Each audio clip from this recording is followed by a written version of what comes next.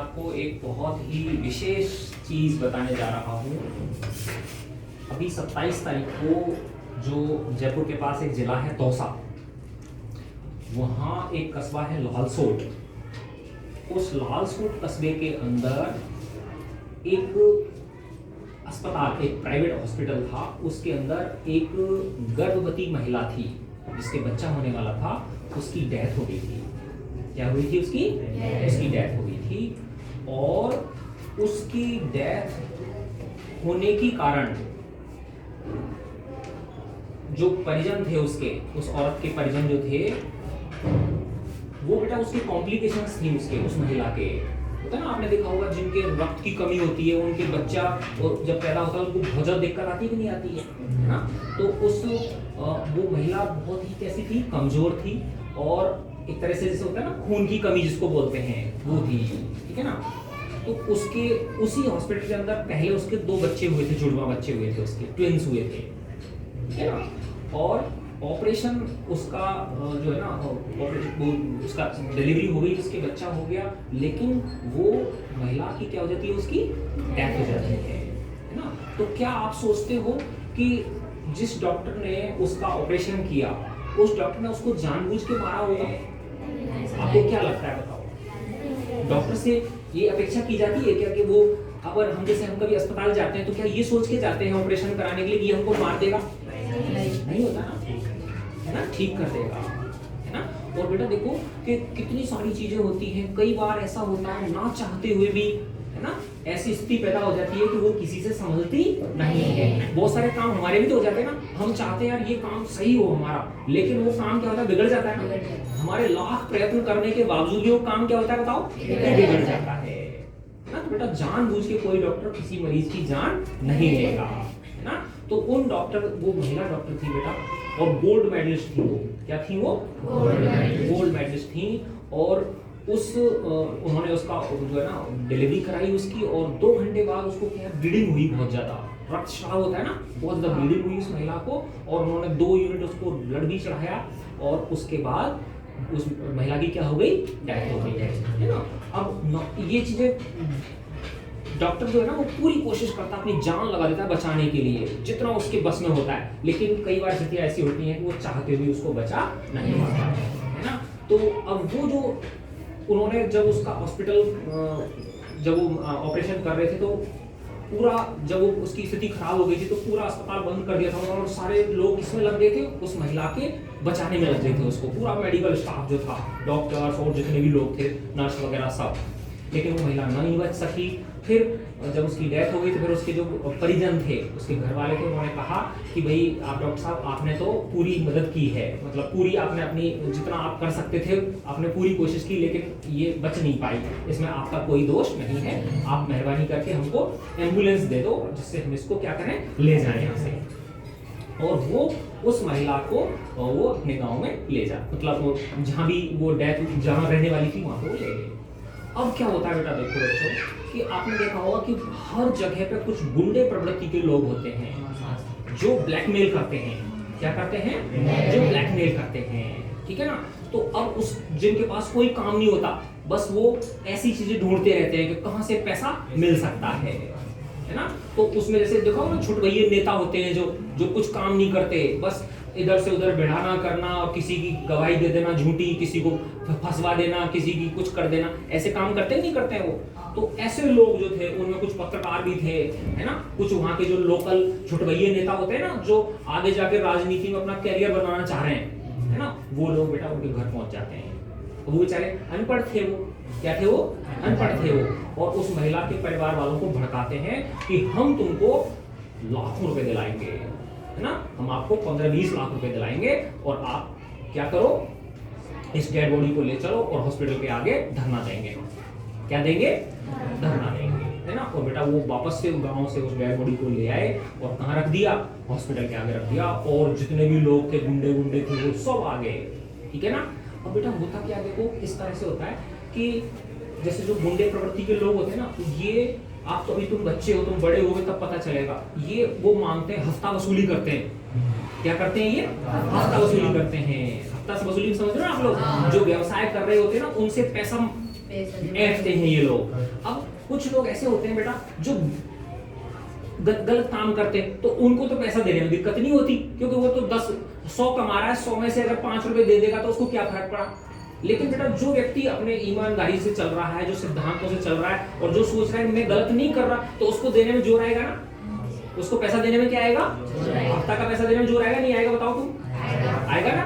Yes, तो बेटा ऐसे ही वो डॉक्टर जो थे वो क्या करते थे, इस तरह के हफ्ता वो नहीं देते थे, तो चिढ़ जाते हैं ना फिर ऐसे लोगों से। बताओ, ऐसे लोगों से जो गुंडे लोग होते हैं क्या आते हैं, चिढ़ जाते हैं। समझ गए ना बात, ठीक है।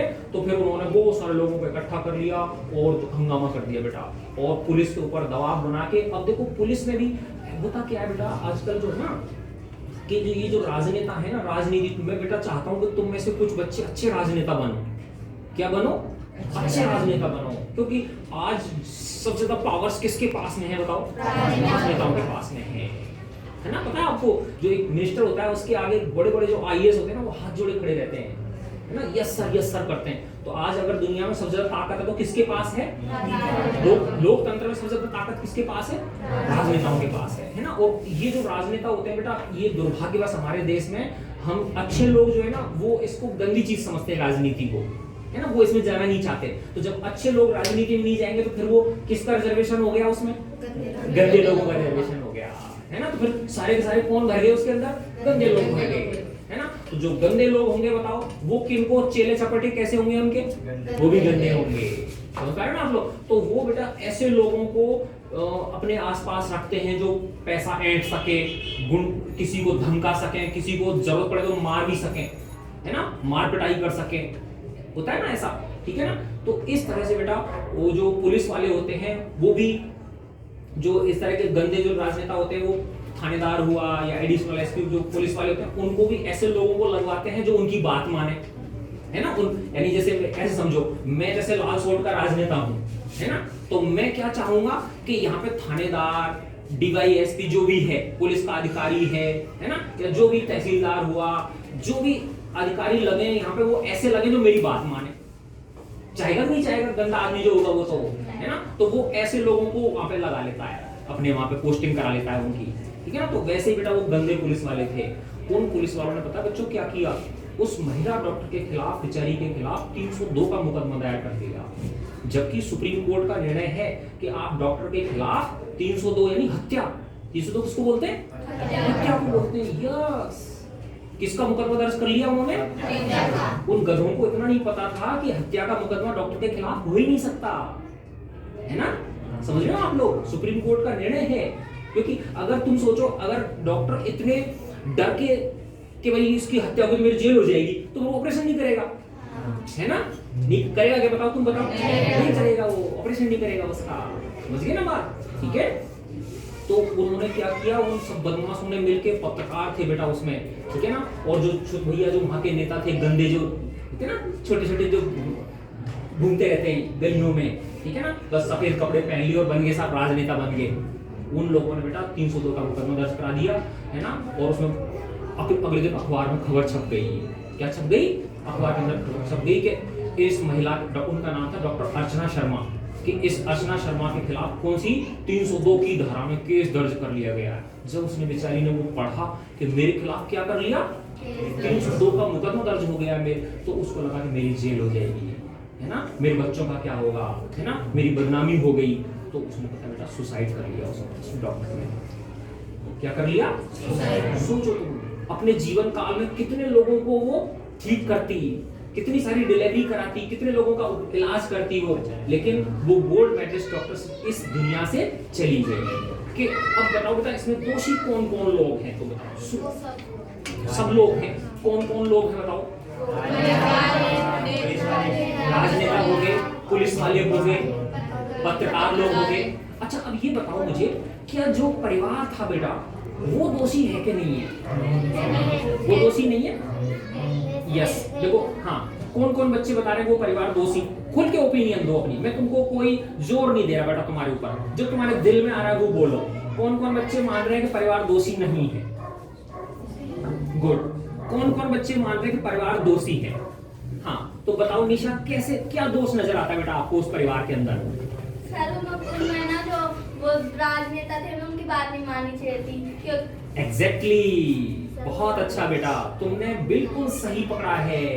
अब तुम मान रहे हो नहीं मान रहे हो कि जब पहले तो क्या कह रहे थे वो कि डॉक्टर साहब आपने तो इसको पूरी जी जान लगाई है, आपने जितना आपसे बन सकता था आपने किया है ना। लेकिन जब वो राजनेताओं ने वहां पहुंच गए, वो जो गुंडे लोग और वो जो इस तरह के पैसे ऐंठने वाले थे, तो फिर वो किस में आ गए? वो पैसों के लालच में आ गए। तो बताओ बेटा वो परिवार दोषी है कि नहीं है? तो सबसे ज्यादा अगर बेटा तुम मानते हो दोषी तो किसको मानते हो? यस एग्जैक्टली, वो परिवार दोषी है जो लालच में फंस गया है ना बेटा। तो हमारा समाज भी दोषी है इसमें कि हम गंदे लोगों को चुनते हैं, छोटे छोटे लालच बेटा, जाति के आधार पे, धर्म के आधार पे, ये मेरा रिश्तेदार है, ये मेरा नातेदार है, और हम उनको क्या गंदे लोगों को चुन के कहाँ भेज देते हैं? हाँ, राजनीति में भेज देते हैं। और उन्होंने बेटा ये, जब तुम सोचो बच्चों, जब राजा ही बेकार होगा तो सारी अव्यवस्था हो जाएगी ना, है ना। और अगर मुखिया अच्छा होता है ना तो नीचे वाले की हिम्मत नहीं होती शैतानी करने की, डर लगता है ना उसको, है ना। और जब अगर मुखिया ही गड़बड़ है तो बताओ फिर तो अंधा राज हो गया कि नहीं हो गया? फिर तो जो मर्जी है जो करेंगे लोग, है ना। तो आज बेटा सबसे ज्यादा किस क्षेत्र में अच्छे लोगों की जरूरत है बताओ? यस, राजनीति के अंदर अच्छे लोगों की बहुत ज्यादा जरूरत है। मैं चाहता हूँ बेटा मेरी तुमको जो मैं तुमसे जो मांगता हूँ ना, दक्षिणा मांगता हूँ, गुरु दक्षिणा, मेरी बेटा दक्षिणा यही है कि तुम में से कुछ बच्चे पहले योग्य बनो। क्या बनो बेटा? पहले योग्य बनो, है ना। खूब अच्छी नौकरी करो, समझ गए ना बात। राजनेता कभी भी बन सकता है आदमी, ठीक है ना। अच्छी नौकरी करो, समाज की जो है ना, समाज का विश्वास जीतो, है ना। जैसे माना तुम कुछ भी नौकरी करते हो, समाज के भले के लिए काम करो, तो समाज के अंदर तुम्हारी जगह बन जाएगी नहीं बन जाएगी, है ना। और फिर जब तुम्हारे बच्चे बड़े हो जाएं, जब तुम सेटल हो जाओ, फिर तुम किस में आ जाओ? राजनीति में आ जाओ। और फिर कैसी राजनीति करो? अच्छी राजनीति करो, साफ सुथरी राजनीति करो, बिना पैसे की राजनीति करो, है ना। समझ गए ना बेटा। तो तुमको देख के लोग उत्साहित होंगे कि नहीं होंगे कि यार देखो ये राजनेता कैसा है, ईमानदार है, ये अच्छा है ना। आज राजनेताओं की छवि कैसी हो गई है? गंदी हो गई ना। हर आदमी राजनेताओं को क्या देता रहता है बताओ? गाली देता है कि नहीं देता है? हर व्यक्ति राजनेताओं को क्या देता है? गाली देता है ना। तो अब बेटा देखो, जिस उसके 2 बच्चे हैं उस डॉक्टर के, 42 वर्ष की उम्र थी ना मात्र, तुम्हारे मम्मी पापा जैसी। कितनी उम्र थी? यस, मात्र 42 वर्ष की एक डॉक्टर इस दुनिया से चली गई, सुसाइड कर लिया बेटा। गोल्ड मेडलिस्ट डॉक्टर थी वो, सोचो, ठीक है ना। तो बेटा ये सब जो है ना, एक हमारे समाज के अंदर जो गलत चीजें हैं उनको हमें क्या करना है? रोकना है। तो बताओ आप सब लोग मेरा साथ दोगे इसमें? हाथ खड़ा करके ऐसे करो, दोनों हाथ खड़े करो। Yes, very good.